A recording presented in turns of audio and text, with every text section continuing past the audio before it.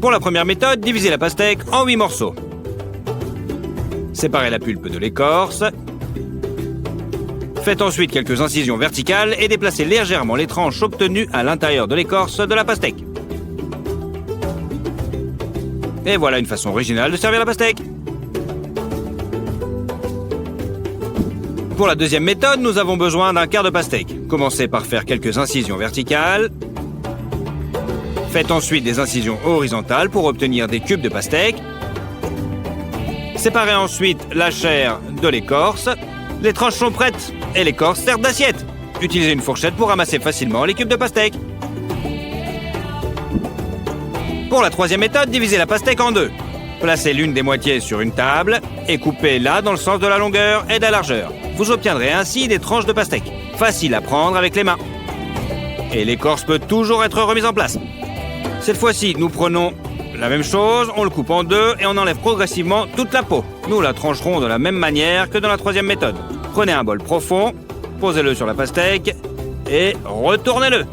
La pastèque entière se trouve maintenant dans le bol. Ensuite, on fait des brochettes pour que cela soit beaucoup plus simple à manger. Et voilà. Pour la cinquième méthode, prenez la moitié d'une pastèque et divisez-la en 3, dans le sens de la longueur. Enfilez des brochettes le long de chacun des 3 morceaux. Faites des encoches en travers pour que chaque brochette ait son propre morceau. Vous pouvez maintenant les mettre dans une assiette et les servir. Et les brochettes vous permettent de ne pas vous salir les mains. Pratique, non? Et voilà. Une pièce de monnaie peut également servir à couper la pastèque en tranches. Il suffit de presser légèrement une pièce de monnaie pour que l'écorce de la pastèque se détache. Pratiquez une incision profonde sur tout le pourtour de la pastèque. Il ne reste plus qu'à donner un coup de couteau précis et puissant. Vous pouvez utiliser une cuillère ou vos mains. C'est encore plus savoureux. Vous ne trouvez pas? La 7e méthode est vraiment extraordinaire. Pour cette astuce, nous avons besoin de 2 pastèques de la même taille. Nous divisons la première pastèque en 2 et nous enlevons toute la pulpe pour que les parois soient complètement propres. C'est ainsi que les moitiés de pastèque doivent être vides. Prenez maintenant la deuxième pastèque, coupez toute la peau, donnez-lui une forme plus lisse. Ensuite, mettez la chair pelée dans la coquille vide de la première pastèque. Coupez l'excédent. Les moitiés sont fermées, il ne reste plus qu'à essuyer la pulpe avec une éponge humide. Voilà une façon originale de servir la pastèque entière, non? On essuie bien le tout. Et voilà. Pas mal, non? Prenez un couteau pour couper les pastèques. Coupez la base de la pastèque et préparez-la à être tranchée. Introduisez le couteau et poussez-le aussi fort que possible. Si le couteau semble coincé, vous devez couper la pastèque en 2. Retirez le couteau de la pastèque et obtenez des tranches parfaites d'un seul coup. Enfin, un autre couteau spécial pour couper les pastèques. Prenez une moitié de pastèque et faites-la glisser sur la chair. Vous obtiendrez ainsi une tranche de pastèque en forme de demi-cercle. C'est vraiment pratique. Franchement, je vous... Nous avons maintenant besoin d'un récipient en verre en forme de cylindre. Regardez, l'œuf ressemble à une boule. Oh, la réfraction de la lumière? Ok, soyons sérieux. Posons sur un plateau en plastique sur le récipient et celui-ci un rouleau de papier toilette avec un œuf sur le dessus. D'un coup, nous faisons tomber le plateau et le rouleau sous l'œuf qui tombe exactement dans le fond du verre. De plus en plus compliqué, il y a maintenant 3 œufs et tous sont dans le verre. Hop là! Et pourquoi pas 5 maintenant? Cette fois-ci, nous utiliserons des œufs durs. Faites-les bouillir et enlevez la coquille. Faites bouillir de l'eau dans une bouilloire. Attention à l'eau bouillante, cela peut faire mal. Versez-la dans une bouteille et, lorsqu'elle est chaude, versez-la dans un bol. Placez l'œuf sur le goulot et observez les merveilles de la physique. L'œuf est littéralement aspiré. Vous entendrez un bruit sec?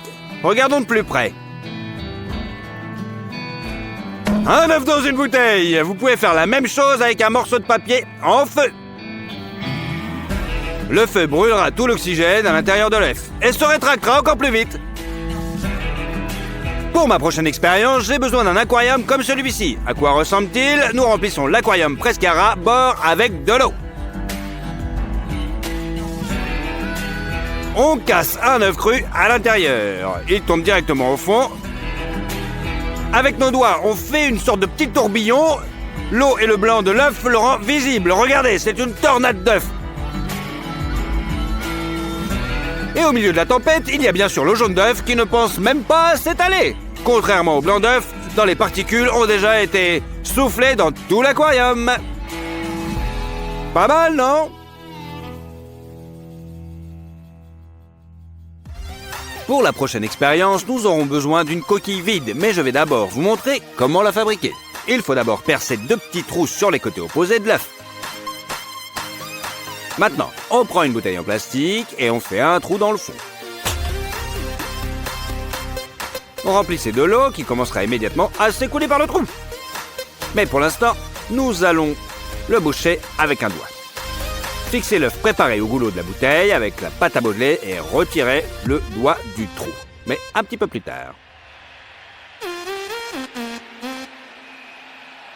Voilà, c'est fait. La pression fait sortir tout le contenu de l'œuf. Rincez la coquille juste après dans un récipient en verre rempli de vinaigre. Le calcium, dont la coquille est principalement constituée, sera dissous sous l'effet du vinaigre.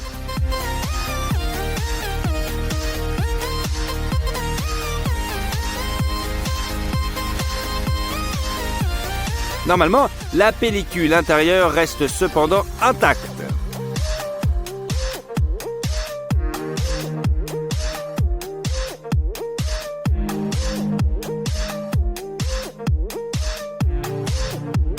Après 1 ou 2 jours, retirez la coquille du vinaigre et rincez-la bien pour éliminer les sédiments.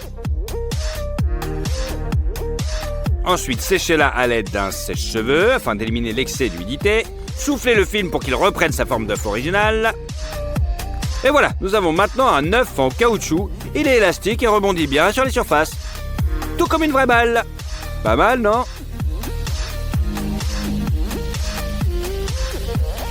Alors, dans cette expérience, nous travaillons avec des produits chimiques. N'oubliez pas donc d'utiliser des équipements de protection. Et on prend un œuf vide, comme dans l'expérience précédente. Ainsi qu'un cure-pipe inodore, de l'eau et de l'alu. Dissolvez le cure-pipe dans l'eau et ajoutez l'aluminium pour démarrer la réaction chimique. Lorsque les vapeurs d'hydrogène commencent à s'échapper du goulot de la bouteille, nous le bouchons avec notre œuf vide afin qu'elle s'accumule à l'intérieur de la coquille. Maintenant, nous plaçons la coquille sur un support et nous allumons le gaz qui sort par le trou. Mais ne refaites surtout pas ce genre d'expérience à la maison. C'est, je vous assure, très dangereux. Pendant ce temps, notre coquille d'œuf, boum! Voilà, regardez l'explosion. Pas mal quand même. Et enfin, un petit crash test sur un œuf de poule normal. Fixez l'œuf avec 2 plastiques de ruban adhésif et placez progressivement 3,2 kg d'acier sur le dessus. Voyons ce qu'il peut contenir. 3 kg, 6 kg, déjà près de 9 kg. Wouhou! Je ne pensais pas qu'il pouvait en contenir autant. Et pendant ce temps,